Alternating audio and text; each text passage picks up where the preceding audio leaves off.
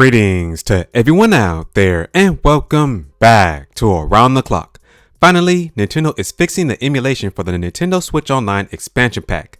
Late last week, Nintendo dropped update 13.2.1 for the Switch, and at the time, it only seems as though that this update contains stability updates for the console, but some data miners have been doing some digging and they have discovered that Nintendo has secretly dropped an update for the Nintendo 64 section of the NSO service. To be specific, this update is for The Legend of Zelda Ocarina of Time.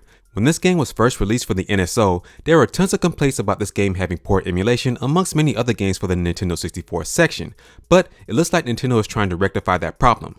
With all that being said, here's a look at what data miner Oatmeal Dome has discovered. NSO Nintendo 64. It seems the water in the now infamous water temple room has been fixed in the latest update. I think the fog is still missing though. Haven't checked the rest of the game to see if any of the other issues have changed, but this is promising. Now, to give you some visual proof of what's going on here, Zeth Ryder on Twitter has provided these screenshots.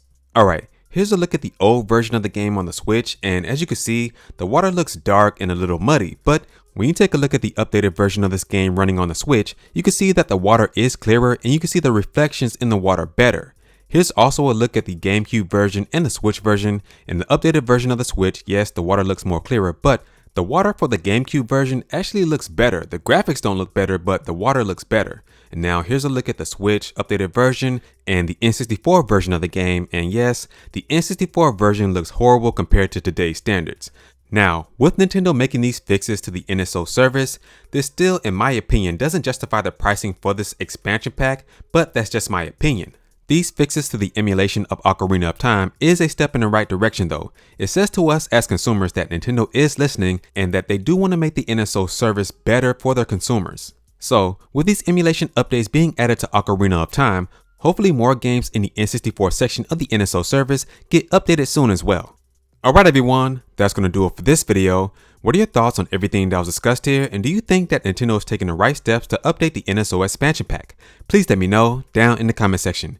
And please, take a second to like this video, share this video, and subscribe to the channel if you're not already subscribed. Plus, if you want to support this channel financially, become a member by hitting that join button right below this video. The cost is less than $1 a month and perks are included. And as always, remember to keep it locked here around the clock. We're here. We focus on Nintendo news content around the clock.